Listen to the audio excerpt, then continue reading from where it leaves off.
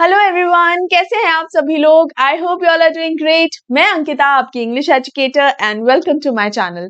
बेटा, आज हम हमारे जो सेकंड चैप्टर है we are not afraid to die if we can all be together, उसका पार्ट 2 देखेंगे। पार्ट 1 हम ऑलरेडी कवर कर चुके हैं। मैंने लाइन बाय लाइन एक्सप्लेनेशन आपको दिया है और बहुत ही बेहतरीन चैप्टर है। पिछले वीडियो भी मैंने आपको बताया था।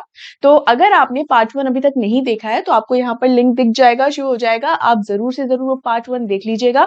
अदरवाइज आपको पार्ट 2 जो है वो इस चैप्टर का समझ में नहीं आएगा। ठीक है, तो इट्स बेटर कि आप पहले वो वाला वीडियो देख लो, फर्स्ट हाफ देख लो इस चैप्टर का, और फिर हम आगे बढ़ेंगे। ठीक है, तो अभी तक हमने जो पढ़ा था वो ये था कि गॉर्डन कुक जो है वो अपनी फैमिली को लेकर एक वॉयज पर गए हुए हैं और वहां पे आंधी तूफान, बहुत जबरदस्त तूफान में वो फंस चुके हैं। और उनकी फैमिली जो है वो किसी तरीके का ब्लेम नहीं कर रही है उन्हें। इनफैक्ट उनके जो बच्चे हैं, जो सुजैन है वो 7 साल की है और जेनेथन है 6 साल का। दोनों ही बच्चे काफी सपोर्टिव है, बिल्कुल भी कंप्लेनिंग नहीं है। और ऐसा ही सपोर्ट, मतलब इसी सपोर्ट के साथ इसी नोट पर हमने हमारा पिछला वीडियो एंड भी किया था, जहां पे सुजैन के सर पे काफी चोट आ गई थी और उसकी आंखें, बेचारी बहुत ज्यादा आंखें उसकी सूज गई थी, बट फिर भी वो कंप्लेन नहीं कर रही थी। इनफैक्ट वो अपने फादर से कहती है कि पापा, जो मुझे इतनी ज्यादा चोटें लग गई थी लेकिन मैंने आपको इसके बारे में इसलिए नहीं बताया क्योंकि मैं नहीं चाहती थी कि आप डिस्टर्ब हो जाए, वो भी उस समय जब आप हमें बचाने के लिए इतनी ज्यादा मेहनत कर रहे हैं और इतना ज्यादा परेशान हो रहे हैं। अब इसके आगे क्या होता है, हमारा जो गॉर्डन कुक है अपनी बेटी के ये बात सुन के उसको बहुत ही ज्यादा इंकरेजमेंट मिलती है। उसके आगे क्या होता है, by morning on January 3, the pumps had the water level sufficiently under control for us to take 2 hours rest and rotation, but we still had a tremendous leak somewhere below the waterline, and on checking, I found that nearly all the boat's main rib frames were smashed down to the keel. अब बेटा कील क्या है, ये मैंने आपको पिछले video में बोट के जितने भी हिस्से होते हैं ना, स्पेशली वो हिस्से जिनका नाम इस चैप्टर में यूज हुआ है, उन सबके बारे में बताया था, तो इसलिए भी वो वाला वीडियो देखना आपके लिए जरूरी है। तो कील क्या होता है, जो बोट होती है उसके बिल्कुल नीचे एकदम बॉटम वाले हिस्से में होता है ताकि बोट जो है वो बैलेंस्ड रहे।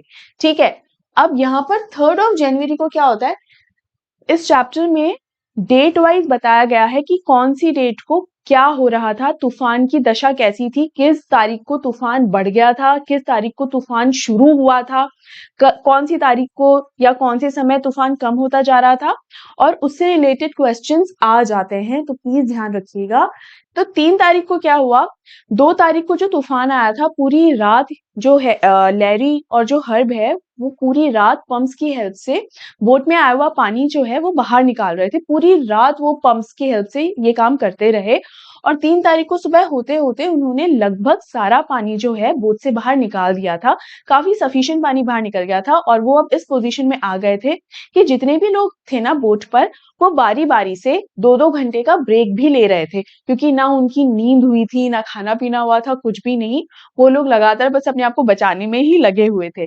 ठीक है, तो अब बहुत कंट्रोल में जो है वो वाटर लेवल जो है कंट्रोल में आ गया था, लेकिन अभी भी जो है पानी बोट के अंदर आता ही जा रहा था, रुक नहीं रहा था। तो गॉर्डन कुक ने जब चेक किया कि अभी भी ये पानी कहाँ से आ रहा है, तो उन्हें क्या समझ में आया कि जो कील जहां पर होती है ना, उसके आसपास अभी भी कहीं कोई दरार है जहां से धीरे धीरे पानी अंदर आना है। तो यहाँ पर उन्होंने क्या करना था कि ये जो पानी अंदर आ रहा है, तो जिस स्पीड से अंदर आ रहा है उससे ज्यादा स्पीड से उन्हें पानी बस बाहर निकालना है। इस स्पीड को उन्हें मेंटेन करना है। अगर इन्होंने ये स्पीड बैलेंस कर ली ना, मेंटेन कर ली, तो उनका बचना मुमकिन है। In fact, there was nothing holding up a whole section of the starboard hull except a few cupboard partition. Starboard hull मैंने आपको बताया था, starboard क्या होता है, it is the right hand side of the boat। तो वो हिस्सा जो है ना, मतलब इस बोट को इतना ज्यादा डैमेज हो चुका था कि काफी सारा वो टूट फूट सी गई थी पूरी बोट। सिर्फ कुछ कबर्ड पार्टीशंस थे जिसकी वजह से पूरा बोट का ढांचा जो है ना, जो राइट हैंड साइड वाला है, वो इन कबर्ड पार्टीशंस की वजह से अटका हुआ था आपस में बस। यानी काफी इस हिस्से से ये बोट काफी कमजोर हो चुकी थी। ठीक है, we had survived for 15 hours since the wave hit, but wave walker wouldn't hold together long enough for us to reach Australia. अब केप टाउन से ये लोग जा कहाँ रहे थे? ऑस्ट्रेलिया जा रहे थे। तो ऑस्ट्रेलिया तक पहुंचने का रास्ता काफी दूर था, अभी भी काफी दूर था। और वेव वॉकर की जो हालत है, यहाँ गॉर्डन को क्या बता रहा है कि वेव वॉकर की जो हालत है, ऐसा बिल्कुल नहीं लग रहा है कि इस हालत में वेव वॉकर सही सलामत ऑस्ट्रेलिया तक पहुंच जाए। ठीक है, I checked our charts and calculated that there were two small islands of few hundred kilometers to the east. अब उसने क्या सोचा, बीच में पहले रुकना ही पड़ेगा कहीं ना कहीं, इसलिए उसने चार्ट खोला। चार्ट क्या मान लीजिए, मैप मान लीजिए कि भाई कोई ऐसा आइलैंड दिख जाए या कोई भी ऐसी जमीन दिख जाए, कुछ तो ऐसा दिख जाए जहां पर वेव वॉकर को रोका जा सके। क्योंकि इस हालत में अगर हम वॉयज पर चलते ही रहे ना, आगे बढ़ते ही रहे ना, तो वो जो टाइम है दूर नहीं है जब वेव वॉकर पूरा बिखर जाएगा और हम डूब ही जाएंगे। क्योंकि अब वेव वॉकर उतना ज्यादा स्ट्रॉन्ग रहा नहीं है, काफी डैमेज इसमें हो चुका है। ठीक है, one of them, Ile Amsterdam, was a French scientific base. Our only hope was to reach these pinpricks in the vast ocean. अब वो जब देखता है तो उसको क्या नजर आता है? दो आइलैंड्स नजर आते हैं। ठीक है, और वो दोनों आइलैंड्स इतने छोटे नजर आ रहे हैं, बिल्कुल इस तरह से एकदम पिन प्रिक्स की तरह। पिन प्रिक्स का मतलब क्या होता है बेटा, कि जो पिन होती है ना, तो उसका बस एक डॉट की तरह। इतने मतलब छोटे आइलैंड्स है वो, लेकिन ये इतने छोटे आइलैंड्स भी इसके सर्वाइव, गॉर्डन कुक और उसकी फैमिली के सर्वाइव करने के लिए तो काफी है कि चलो कुछ मिल तो रहा है कि किसी तरह इन आइलैंड्स तक पहुंच जाए। उनमें से एक आइलैंड कौन सा है? आइल एम्स्टरडैम। और आइल एम्स्टरडैम एक फ्रेंच साइंटिफिक बेस है। तो अब इनका जो अगला स्टॉपेज है, या अगला जो जहां इनको रुकना है और सही सलामत जहां पर पहुंचना है अब गॉर्डन कुक को, वो है आइल एम्स्टरडैम। ठीक है, but unless the wind and seas abated so we could hoist sail, our chances would be slim indeed. अब क्या है, ठीक है हमें वहां पहुंचना तो है, लेकिन भाई पहुंचे कैसे? ये आंधी तूफान थमने का नाम ही नहीं ले रहा। तो ये जो हवा है और ये जो पानी की जो लहरें आ रही है, जब तक वो थोड़ी कम नहीं हो जाएंगी, अबेट क्या, थोड़ी सी कम नहीं हो जाएंगी ना ये, तब तक हम सेल को हॉइस्ट नहीं कर सकते। हॉइस्ट का मतलब क्या होता है कि वो मेन मास्ट जो है, ये सबके मीनिंग मैंने आपको बताया हुए पिछले वीडियो में, भैया देख लेना बेटा। ठीक है, तो जब तक ये काबू में नहीं आते हवा और ये जो वेव्स हैं, जब तक वो मतलब मौसम नहीं सुधर जाता, तब तक सेल नहीं तानी जा सकती है। ठीक है, जब तक सेल नहीं तानी जा सकती है तो सही तरीके से ट्रैवल कैसे करें भाई? तो इसीलिए हम वहां तक पहुंचने के, आइल एम्स्टरडैम तक पहुंचने के चांसेस हालांकि कम है, लेकिन हार नहीं मानेंगे। The great wave had put our auxiliary engine out of action. अब auxiliary engine क्या होता है बेटा? Secondary engine. सेकेंडरी इंजन होता है, तो ये सेकेंडरी इंजन भी जो, ये जो हवा चली और ये जो ग्रेट वेव, मतलब इतनी जोर से आंधी तूफान जो आ रहा था ना, उसकी वजह से ऊंची ऊंची लहरें उठ रही थी ना, तो लहरों की वजह से जो इनका सेकेंडरी इंजन था ना, वो भी खराब हो चुका था। तो बोट पूरी डैमेज हो चुकी है, एकदम ऐसी हालत में कि कभी भी बिखर जाएगी समंदर के बीचों बीच। एक इंजन खराब हो चुका है, सेल वो तान नहीं सकते, हॉइस्ट नहीं कर सकते, मतलब हर तरफ से सिचुएशन ऐसी, और वेदर तो एट्रोशियस है ही है, वो तो खराब है ही है। तो हर तरफ से ऐसी सिचुएशन में ये लोग फंसे हुए हैं कि हर तरफ इनको एक फेलियर ही फेलियर नजर आ रहा है, राह नहीं नजर आ रही कि क्या करें, लेकिन फिर भी ये राह ढूंढने की ही कोशिश कर रहे हैं। कोई भी यहाँ पर देखो हताश होकर नहीं बैठ रहा है कि भगवान अब तो कुछ हो ही नहीं सकता, हम तो हार गए, अब तो कुछ नहीं हो सकता, नहीं, they are still trying their best. ठीक है, ऑन जनवरी 4, 3 तारीख भी पूरी इसी तरह निकल गई, अब आई 4 तारीख। तब क्या होता है? After 36 hours of continuous pumping, we reached the last few centimeters of water. तो क्या हुआ था 4 तारीख तक? क्या हुआ, पानी तो लगातार इनको पंप आउट करना ही था, वो तो रुक ही नहीं सकते थे। जैसे ही पंपिंग अगर रोकेंगे तो जो पानी अंदर धीरे धीरे आ रहा है, उसकी वजह से वापस से वाटर लेवल बढ़ जाएगा, तो वो तो नुकसान ही है, बोट जल्द से डूब जाएगी, और जो डैमेज है उसकी वजह से तो बोट ज्यादा जल्दी डूब जाएगी, है ना। तो लगातार 36 आवर्स से ये पानी को बाहर ही फेंकते जा रहे हैं, और फाइनली बस अब कुछ 1-2 सेंटीमीटर्स ही है, कुछ ही सेंटीमीटर्स बचे हुए हैं पानी के, बाकी सारा पानी इन्होंने बाहर फेंक दिया है। Now we had only to keep pace with the water still coming in. ये वही जो मैंने अभी बताया था कि जितना पानी आ रहा है जिस स्पीड से, उससे ज्यादा से बाहर फेंकना है, एंड दैट्स इट। बस वही हमको मेंटेन करके चलना है। We could not set any sail on the main mast, main mast पर हम कोई भी सेल अभी नहीं लगा सकते हैं क्योंकि मौसम इसकी इजाजत ही नहीं दे रहा है।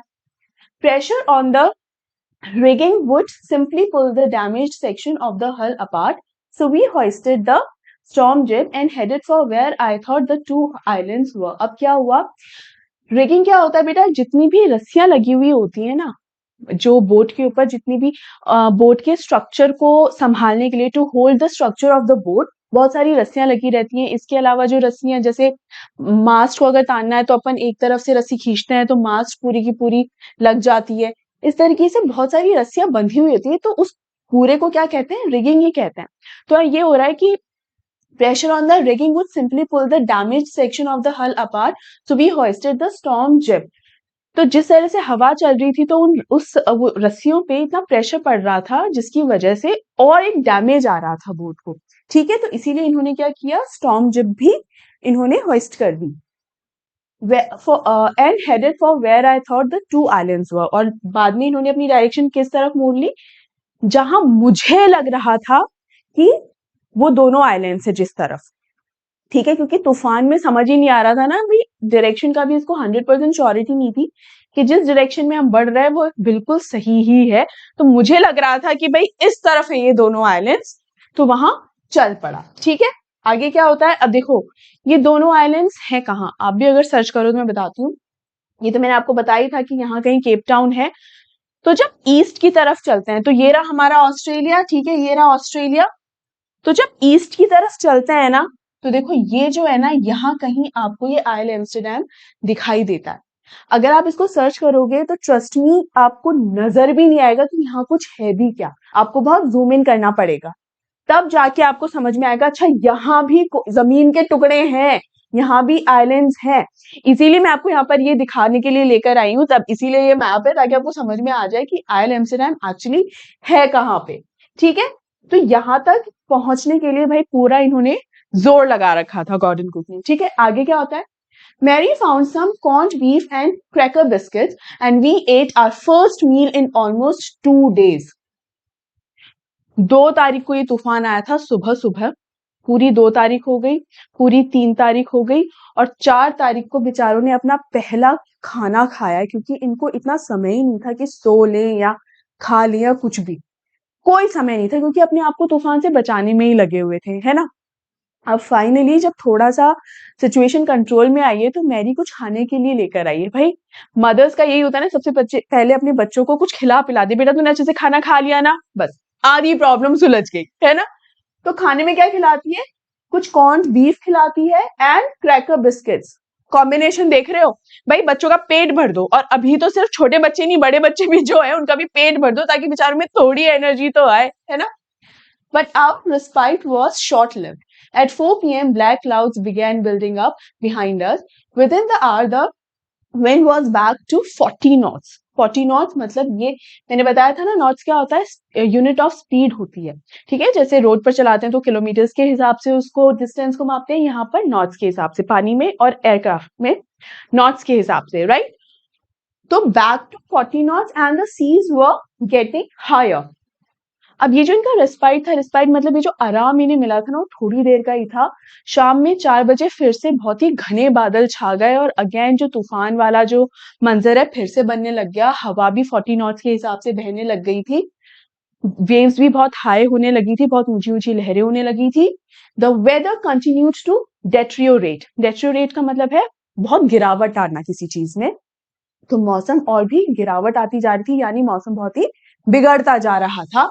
Through out the night and by dawn on January 5 our situation was again desperate. पूरी रात जो है मौसम बहुत खराब होता चला गया, और 5 तारीख को सुबह होते होते और सिचुएशन जो है और भी ज्यादा खराब हो गई थी, और ज्यादा हालत खराब हो गई थी। ठीक है, When I went in to comfort the children, John asked, "Daddy, are we going to die?" अब यहाँ पर ऐसी सिचुएशन में गॉर्डन कुक अपनी पूरी कोशिश कर रहा है, लेकिन एक पॉइंट के बाद अब क्या कर सकता है। देखो जहां जाना है, वहां जो डेस्टिनेशन है वो ढूंढ ली, और जितना बचा सकता है बोट को वो भी सारी मेहनत कर चुका है, सब कुछ कर चुका है अपनी तरफ से जो भी कर सकता है ना। अब बचा क्या है, अब तो बस वेट ही कर सकता है कि हम कब वहां पहुंच जाए। ठीक है, जब कोई सिचुएशन आ रही है तो उसका सामना करने की भी कोशिश कर रहा है, लेकिन अब उससे ज्यादा क्या करे, है ना। तो जब अब सिचुएशन उसके आउट ऑफ कंट्रोल थी, तब गॉर्डन को ये लगा कि मुझे अपने बच्चों के पास जाना चाहिए और उसे थोड़ा सा कंसोल करना चाहिए कि बेटा सब ठीक हो जाएगा, डोंट वरी। ये गॉर्डन कुक के दिमाग में चल रहा है। लेकिन जैसे ही वो अपने बेटे जोनाथन के पास पहुंचा, जॉन इज हिज निकनेम, जैसे ही अपने बच्चे के पास पहुंचा तो एक छोटा सा 6 साल का बच्चा क्या सवाल पूछता है अपने पापा से कि पापा, क्या हम मरने वाले हैं? Are we going to die daddy? I tried to assure him that we could make it. Gordon को कहता है कि मैंने उसे पूरी तरीके से समझाने की कोशिश की कि नहीं बेटा, हम अभी भी सक्सेसफुल हो सकते हैं, हम एकदम जिंदा बच जाएंगे, सब ठीक हो जाएगा, हम सही सलामत आइल एम्स्टर्डम पहुंचाएंगे, डरने की क्या बात है, डोंट वरी एट ऑल। मतलब उस बच्चे को समझाने में लगा हुआ है कि चिंता मत कर, हम नहीं मरेंगे, हम बच जाएंगे। ये गॉर्डन को अपने बच्चे को समझा रहा है, लेकिन जोनाथन का तो अलग ही थॉट प्रोसेस है। जोनाथन क्या बोलता है? But daddy, he went on, we are not afraid of dying if we can all be together, you and mummy, Sue and I। एक 6 साल के बच्चे ने इतनी गजब की बात कही। क्या कहा? गॉर्डन कुक जो अपने बच्चे को समझाने में लगा हुआ है कि नहीं बेटा, तुम कुछ नहीं होगा, हमें कुछ भी नहीं होगा, हम सब साथ रहेंगे, हम नहीं मरेंगे, वी विल बी अलाइव, हम सर्वाइव कर जाएंगे सिचुएशन को। जहां उसको ये मौत का डर सता रहा होगा मेरे बच्चे को, तो उस डर से जहां दूर ले जाने की कोशिश कर रहा है गॉर्डन कुक, वही वो बच्चा क्या बोलता है? लेकिन पापा, अगर मर भी गए तो प्रॉब्लम क्या है इसमें? और बात सही भी है, अमर कौन है?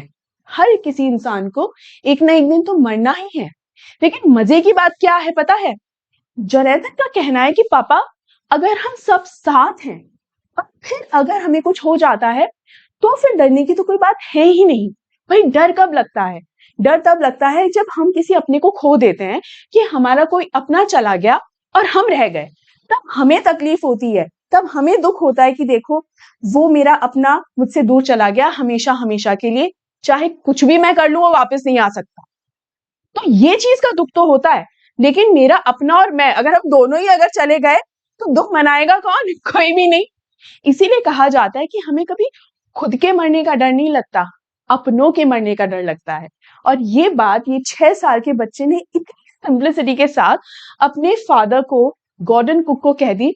और यहाँ गॉर्डन कुक को भी ये रियलाइज हुआ कि सच है कि if we all are together, we are not afraid to die, we can all be together.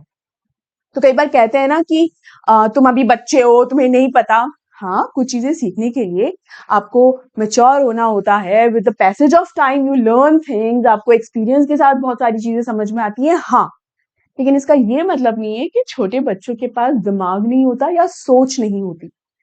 कई बार छोटे बच्चों की बातें इतनी ज्यादा इम्पैक्टफुल होती हैं कि सामने वाले का पूरा नजरिया, पर्सपेक्टिव चेंज करने की भी ताकत रखती हैं।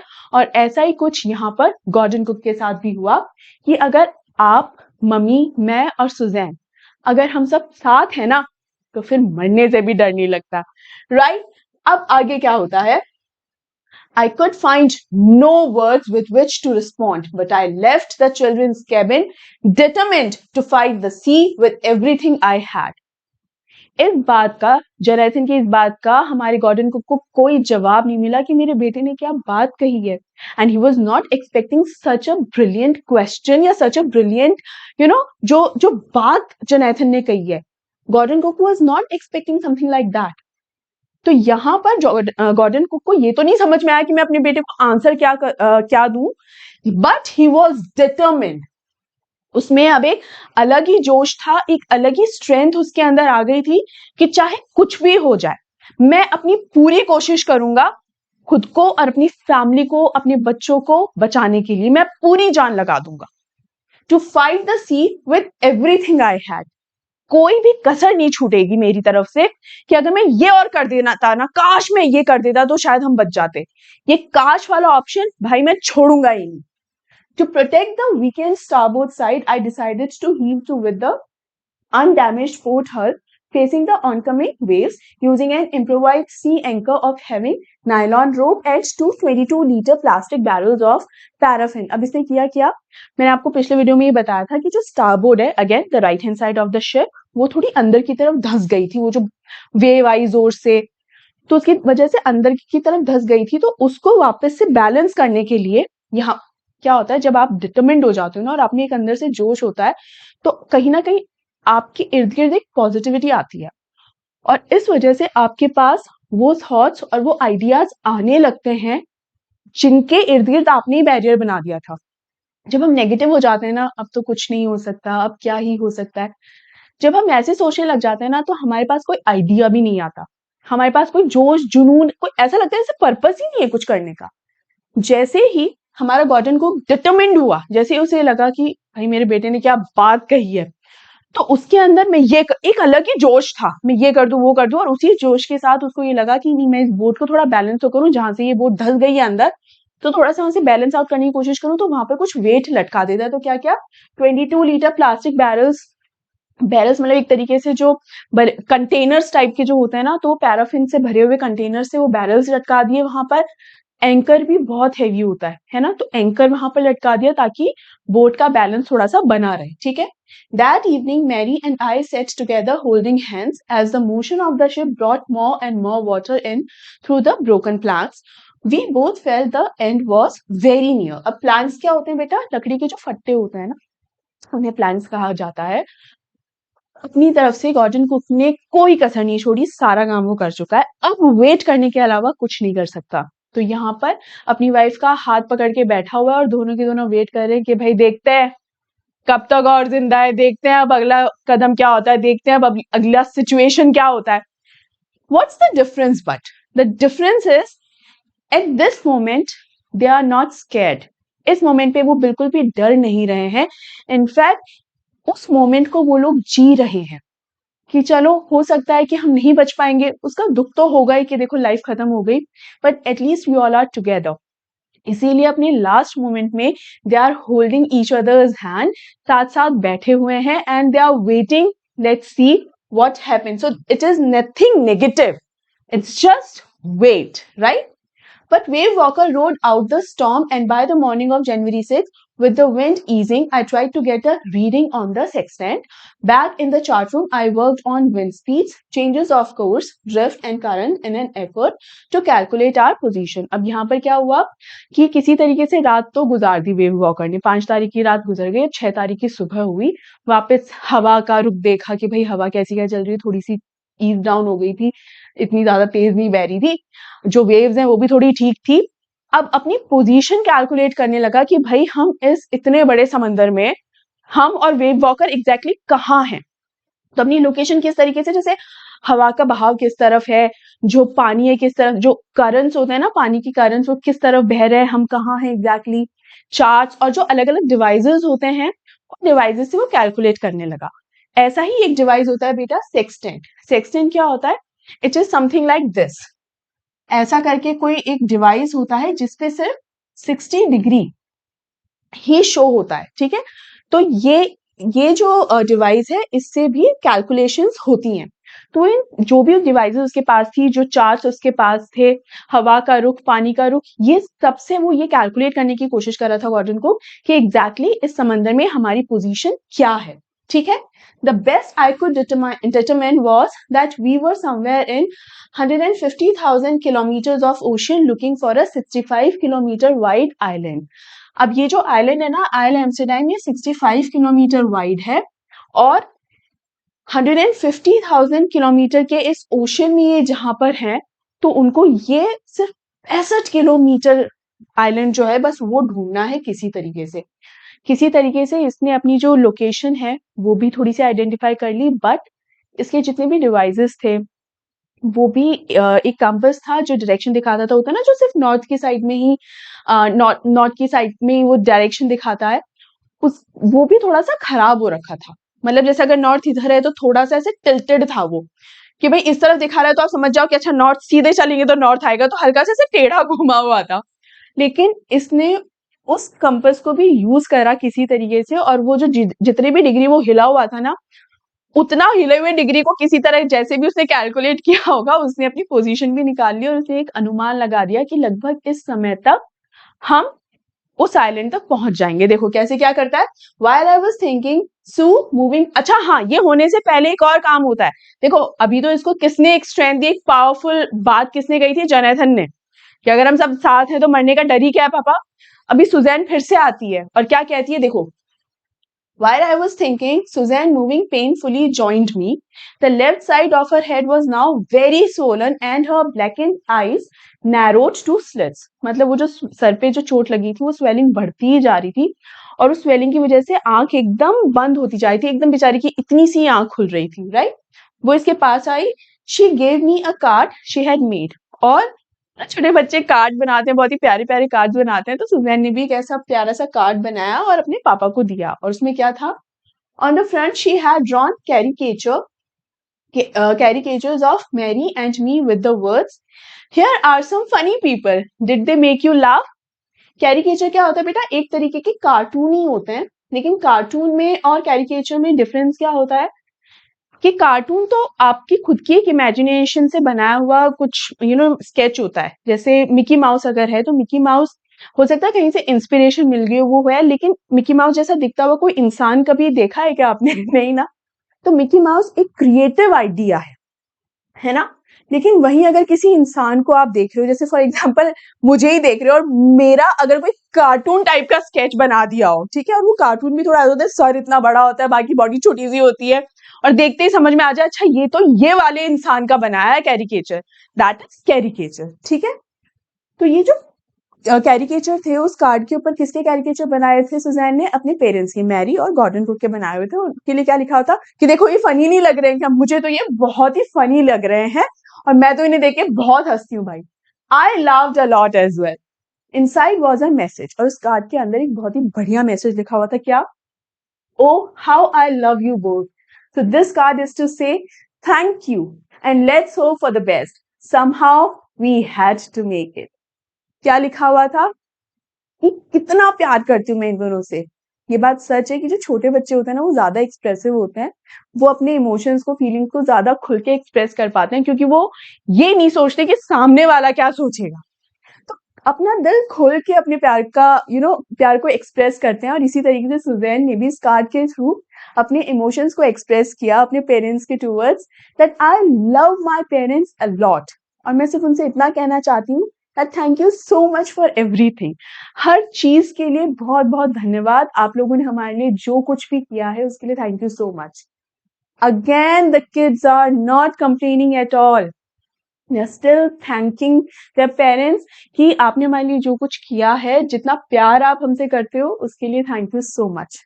अपने बच्चे के इतना इमोशनल इतना प्यारा मैसेज पढ़ के और इतना इमोशनल मैसेज पढ़ के एक बार फिर से गॉर्डन कुक के अंदर एक डिटर्मिनेशन आ गई। एंड व्हाट डिड ही से, somehow we had to make it, कि कुछ भी करके भाई हमको सक्सेसफुल होना ही पड़ेगा। अब थ्रू आउट देखिए, जहां जहां गॉर्डन कुक जो है, जहां जहां उसका मोरल डाउन होने लगता है, जहां जहां उसका कॉन्फिडेंस एकदम ब्रेक होने लगता है, तब तब उसके फैमिली मेंबर्स, चाहे उसके बच्चे हों या फिर मैरी भी एकदम उसके साथ आके उसका हाथ पकड़ के बैठी थी। वो भी कोई शिकायत नहीं कर रही थी कि मैं भी घूम आती, ये करती, वो करती, तुम्हारे पीछे आ गई मैं यहाँ पे, पता नहीं मैं मरूंगी क्या, मैं एकदम यंग हूँ, मर जाऊंगी, इतने सारे ब्लेम्स कर सकती थी। No, she wasn't complaining, right? So the thing is, they all were together, they all are together. तो ये जो साथ होता है ना, एक दूसरे का जो साथ है वो सबसे ज्यादा जरूरी होता है और सबसे बड़ी स्ट्रेंथ वही होती है। इसीलिए कहते हैं कि अपनों का साथ जरूरी है, ठीक है। और कोई चीज तो ठीक है, वो तो एडिशनल है, लेकिन साथ जो होता है ना, जो ये दो शब्द होते हैं ना, एवरीथिंग विल बी फाइन, मैं हूं ना, ये बहुत बहुत जरूरी है।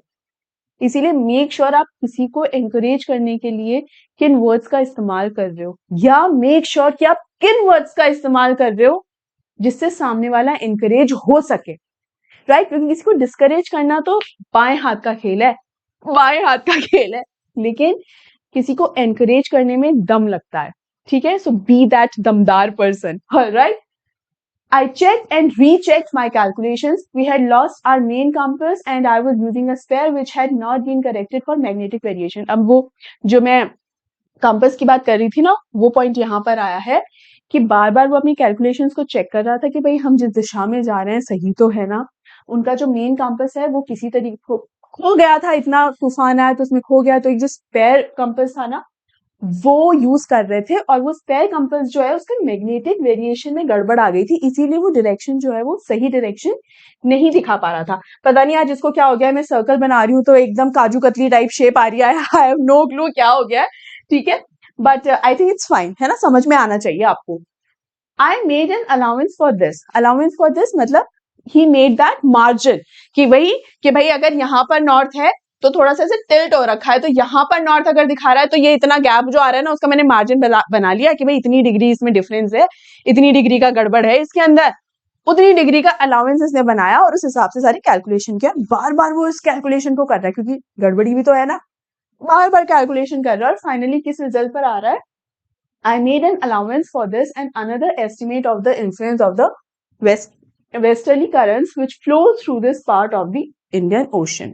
ठीक है, अगेन कैलकुलेशंस कर रहा है, वेस्टर्ली करंट्स जो हैं उनके थ्रू भी कैलकुलेशंस करने की कोशिश कर रहा है, जो कि इंडियन ओशन में यहाँ पे वेस्टर्लीज बहती है ना, तो सारी अपनी कैलकुलेशंस कर रहा है बार बार और बार बार चेक कर रहा है। About 2 p.m. I went on deck and asked Larry to stir a course of 185 degrees. Stir का मतलब क्या है, दैट व्हील ओनली, जैसे कार्स में स्टेयरिंग व्हील होता है ना गाड़ी चलाने के लिए, तो शिप्स में भी होता है, बोट्स में भी होता है।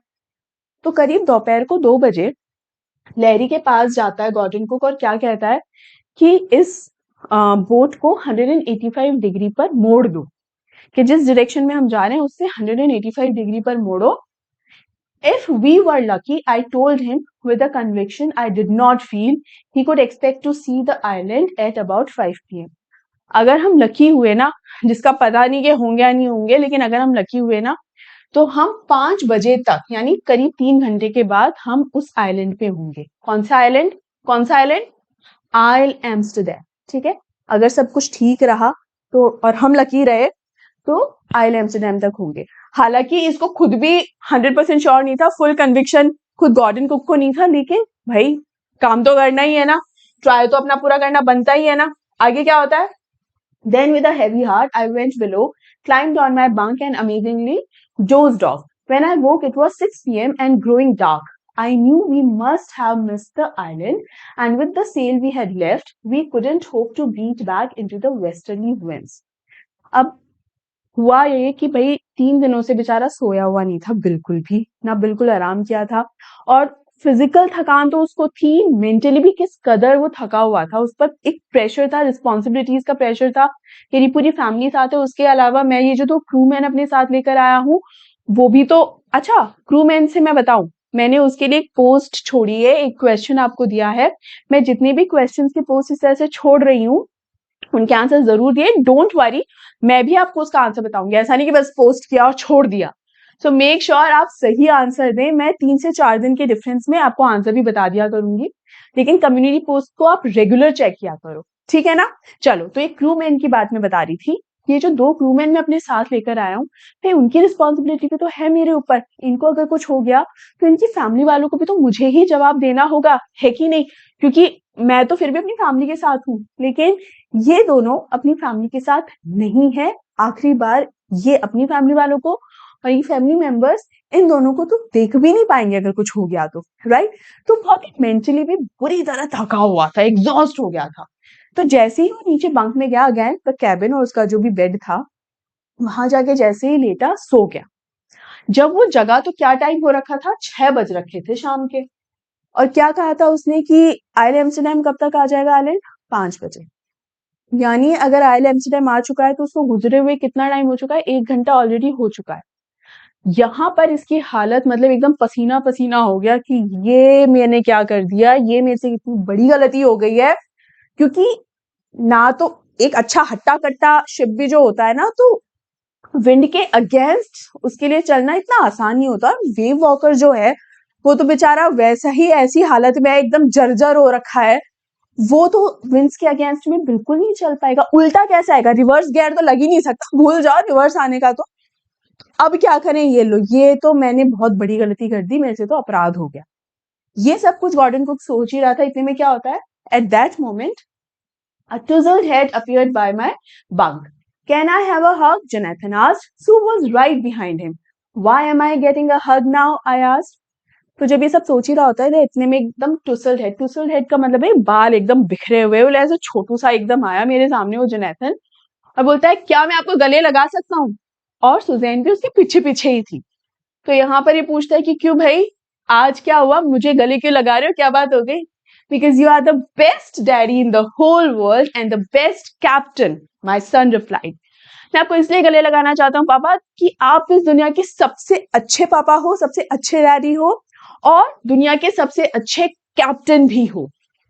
Not today, John, I'm afraid. और ये यहाँ क्या कहता है भाई, इसको तो अभी भी ये अफसोस हो रहा होता है ना, रिग्रेट हो रहा होता है कि अरे देखो मेरी कैसी नादानी की वजह से मेरे से कितनी बड़ी गलती हो गई, है ना। तो ये तो इसी अफसोस में होता है। तो क्या कहता है, तुम्हें जो लग रहा है ना जोनाथन कि मैं दुनिया का सबसे अच्छा पापा और कैप्टन हूँ, शायद आज वो दिन नहीं है, शायद आज के दिन मैं सबसे अच्छा पापा या कैप्टन नहीं हूँ। आगे क्या कहते हैं, Why you must be, said Sue. Susan कहती है नहीं आप हो पापा, आप ऐसा क्यों कह रहे हो कि आप नहीं हो, आप हो दुनिया के सबसे अच्छे पापा और captain. Said Sue in a matter of fact voice. You found the island. आप दुनिया के सबसे अच्छे कैप्टन हो भाई, क्योंकि आपने आइलैंड खोज निकाला है, यानी ये लोग आइलैंड पे पहुंच गए हैं। What? I shouted. भाई ऑब्वियसली ये वाला वॉट ना बिल्कुल वो वाला सिचुएशन हुआ होगा कि सीरियल्स में कई बार नहीं आता कि कैमरा अलग अलग एंगल से आता है, क्या क्या क्या, ये वही वाला वॉट था भाई, एकदम उसकी आत्मा से निकला कि क्या। It's out there in front of us. Big chorus, as big as a battleship. वो हमारी आंखों के सामने है पापा, और बहुत बड़ी बैटलशिप की जैसा है, right in front of our eyes. I rushed on deck and gazed with relief at the stark outline of Isle Amsterdam. It was only a bleak piece of volcanic rock with little vegetation, the most beautiful island in the world. तो इसको यकीन नहीं आया, इसीलिए भागा भागा Gordon को deck पर गया और सबसे पहले देखा और उसको नजर आया कि एक वॉल्केनिक रॉक है। ठीक है, मतलब जो वॉल्केनो है ना, वो जो आइलैंड है उस पे कोई बहुत ज्यादा हरियाली नहीं है, बहुत ज्यादा वेजिटेशन नहीं है, बहुत कम वेजिटेशन है, इट्स अ वॉल्केनिक रॉक। और उसे देखते ही गॉर्डन को के मन में आया, ये दुनिया का सबसे सुंदर आइलैंड है। अब इसका कोई लिटरल मीनिंग नहीं है कि सचमुच इतना खूबसूरत है, वाओ यहाँ से ये ऐसा है, वहां से वैसा है, wow it's so beautiful, no. इसलिए ये ब्यूटीफुल नहीं है, ये इसलिए ब्यूटीफुल है क्योंकि उसे देखकर गॉर्डन कुक को ये लग रहा है बच गए। ठीक है, तो ये जो बच गए वाली फीलिंग है ना, उस मोमेंट में उस आइलैंड से खूबसूरत गॉर्डन कुक को और कुछ भी नहीं लग रहा था कि भैया मेरे लिए तो इस दुनिया का सबसे खूबसूरत आइलैंड ये आइल एम्स्टरडैम भी ही है, इसके अलावा और कोई भी नहीं। आगे बढ़ते हैं। We anchored offshore for the night, and the next morning, all 28 inhabitants of the island cheered us. They helped us ashore. अब यहाँ पर ज्यादा लोग भी नहीं रह रहे होते, सिर्फ 28 inhabitants। मैंने आपको बताया था ये फ्रेंच साइंटिफिक बेस है, तो यहाँ पर कोई ऐसा नहीं है कि कोई लोग कॉलोनी बसाकर रह रहे हों। ठीक है, तो inhabitants नहीं, सिर्फ 28 लोग ही यहाँ पर थे। तो रात भर तो उन्होंने क्या किया, शिप को वहां पर लगा दिया, they move the ship there, किनारे पे लगा दिया, तो रात भर तो शिप में ही रहे। अगले दिन सुबह ये लोग बाहर निकले और जितने भी 28 लोग उस आइलैंड पे रह रहे थे वो सारे के सारे आ गए उन्हें देखने के लिए कि भाई कोई समस्या ही है, मतलब शिप की हालत देखकर समझ ही आ गया ना कि भाई कोई सिचुएशन में ही फंसे हुए लोग हैं जो यहाँ तक पहुंचे हैं। ठीक है, और फाइनली ये लोग किनारे पर पहुंच गए, Gordon Cook and family. With land under my feet again, my thoughts were full of Larry and Herbie. जैसे ही गॉर्डन कुक के पैर जमीन पर टिके, सबसे पहला ख्याल उन्हें लैरी और हर्बी का आया।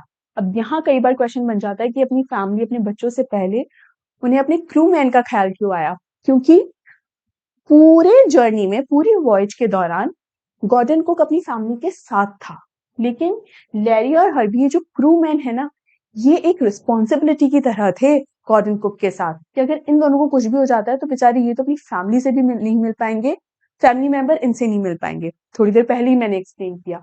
तो कहीं ना कहीं इन दोनों की ज्यादा जिम्मेदारी थी गॉर्डन कुक पे। तो सबसे पहले इन्हीं का ही ख्याल उसे आया। cheerful and optimistic under the duress, stress, and of Mary, who stayed at the wheel for all those crucial hours. Larry और हर्बी जो कि through out the voyage, through out that situation, जितने भी चैलेंजेस आए, थ्रू आउट वो optimistic रहे। Optimistic यानी positive, through out positive रहे। वो भी कोई शोर गुल्ला या ऐसे नहीं कर रहे थे, बहुत ही अंडरस्टैंडिंग के साथ काम कर रहे थे। फिर उसे ख्याल आया अपनी वाइफ का, जिसका नाम क्या है, मैरी। और मैरी का ख्याल आया जो पूरी सिचुएशन के दौरान जो है उस व्हील को संभाल रही थी। वो जो क्रूशियल टाइम था, क्रूशियल आज से, तो व्हील को संभाल रही थी। और most of all, I thought of a 7-year-old girl who did not want us to worry about a head injury. फिर उसे अपनी बेटी, 7 साल की बेटी सुजैन का ख्याल आया, जो अपनी हेड इंजरी, जो सर पे चोट लगी थी, उसके लिए बिल्कुल नहीं डर रही थी। वो सर्जरी, वो जो हेड इंजरी हुई थी, वो इतनी खतरनाक हो गई थी क्योंकि उसे फर्स्ट एड भी कुछ नहीं मिल पाया था ना, कोई उसका कुछ इलाज थोड़ी कर पाया था, बेचारी ऐसी सिचुएशन में फंसे हुए थे। तो चूंकि टाइम गुजर गया तो वो इंजरी इतनी बिगड़ गई थी कि हुआ क्या, which subsequently took 6 minor operations to remove a recurring blood clot. blood clot यानी खून के ऐसे गांठे सी बन जाना, ठीक है, खून इकट्ठा सा जो हो जाता है ना बिटवीन स्किन एंड स्कल। तो स्किन और स्कल, स्कल क्या होता है बेटा, खोपड़ी। तो खोपड़ी और स्किन के बीच में ना इस तरह से खून जो है जमा हो गया था, जिसकी वजह से उसे 6 माइनर ऑपरेशन से गुजरना पड़ा। सोचो सिर्फ 7 साल की बच्ची है, तो कितनी मेजर इंजरी उसको हुई होगी। And finally end of a 6-year-old boy who was not afraid to die.